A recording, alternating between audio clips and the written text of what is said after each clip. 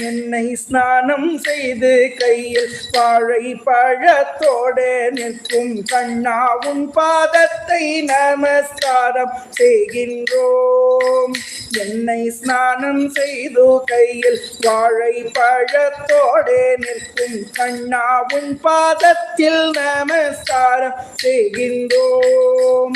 கூடம் கூடமாக பாலை அபிஷேகம் செய்யும் வேளை கோவிந்தனே உன்னை நமஸ்காரம் செய்கின்றோம்.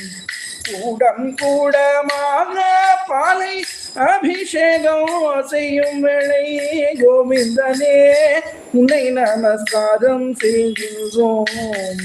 கோவில் முன்னே கூடி நின்று கோடி ஜன்ம பாபம் தீர குருவாயூரப்பா நமஸ்காரம் செய்கின்றோம்.